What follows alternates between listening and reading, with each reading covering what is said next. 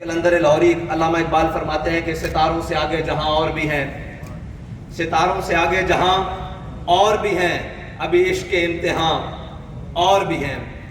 और अल्लामा इकबाल ने एक पूरा बाब बांधा है, और पढ़े लिखों की मजलिस में पढ़े लिखे की बात करें तो फिर इस सब कॉन्टिनेंट में अल्लामा इकबाल से बड़ा लिखा तो कोई नहीं ना। अल्लामा इकबाल कहता है, कभी है नौजवान मुस्लिम तदब्बर भी किया तूने, वो क्या अगर तू था जिसका है तू एक टूटा हुआ तारा। इकबाल कहता है, ओए नौजवान मुस्लिम, तूने कभी अपनी तारीख उठाई है?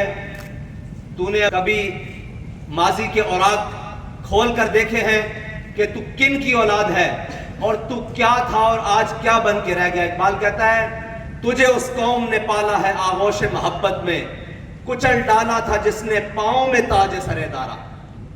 इतना बड़ा साइंसदान जिसे डॉक्टर अब्दुल कदीर खान कहते हैं, वो इसी मुआशरे से जन्म लिया और उसी ने पाकिस्तान को वो ताकत अता की और उस ताकत का हामिल बनाया कि पूरी दुनिया में पाकिस्तान आज पूरे आलम में कुफ्र की आंख में खटकता है। तो वो मेहनत, वो लगन, वो तरद्दुद और वो जोश और बलबले की जरूरत है।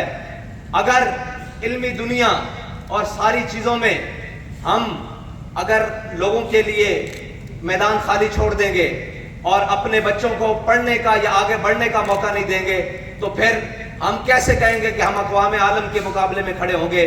अक़वाम आलम के मुकाबले में खड़े होने के लिए मेरे बाबा जी ने एक जुमला कहा था, वो बड़ा खूबसूरत है। हमने कहा जी, एक शख्स आया, उसने कहा कि बाबा मैं जर्मनी पढ़ने के लिए जा रहा हूँ, तो बताएं मेरे लिए नसीहत क्या है? तो मैं सब पढ़े लिखों को, पूरे पाकिस्तान नहीं पूरी आलम उम्मत मुस्लिमा के पढ़े लिखों को कहता हूँ कि जुमला अपने दिलों पे नक्श करो। बाबा जी ने कहा, हमें इल्म से, किसी भी तालीम से मसला नहीं है, मसला यह है कि दुनिया के जिस भी इल्म को जाके पढ़ो, जहां भी तालीम हासिल करो, साइंसदान बनो, इंजीनियर बनो, पायलट बनो, दुनिया के बड़े बड़े ओहदों पर जाकर बैठ जाओ, लेकिन कहीं भी जाओ तो तुम्हें देख कर देखने वाला ये कहे कि ये मोहम्मद अरबी का गुलाम आ रहा है।